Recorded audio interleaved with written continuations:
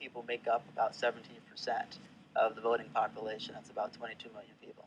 And so in 2008, obviously they showed up and they overwhelmingly selected President Obama, and that's going to be the case if Obama is going to win re-election. He is going to need youth votes. What I want to hear from both of you, however, is what you think are the most important issues this election, particularly for African American voters, voters of color. Are we talking the economy, unemployment, education? What do you think? All of the above. I think, if you sort of splice them up into different segments, when it comes to education, having affordable education is extremely important to African Americans. We have a president of the United States who has funded education, increased Pell Grants, and pretty much said that the loans that you take out when you are in school, you can keep the same low interest rates, and then after you graduate, it will be based on your income to pay them back. That's hugely beneficial for African Americans, especially those who are in private institutions where the tuition costs are skyrocketing.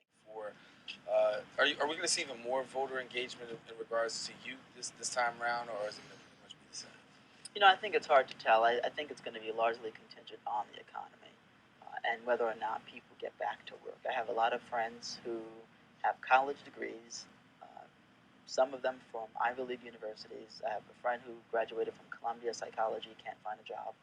And so it's going to depend largely on whether or not people feel as if they're inspired to vote. And, I know a lot of people say you have to vote because it's your right, and, a lot of people died to have that right, but a lot of people, when they're not inspired to vote, they don't come out.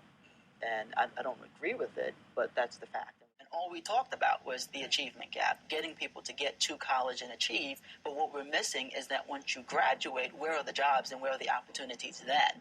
There are a lot of people who watch you on the weekends when you anchor, and they say, I want to grow up and be an anchor like Sandra Bookman. But when they come to ABC, what are they going to be faced with? Hiring freezes and layoffs. Under the Obamacare, employers who have over 50 employees have to pay for health care. That was my question. She asked you what Romney. Yeah, I asked you. And I'm certainly going to get to that. Thank you.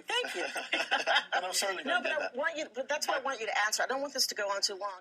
Well, right now, I think it's clear President Obama has a leg up in the election. Mitt Romney, I haven't heard much of in the position points. He hasn't actually stated anything.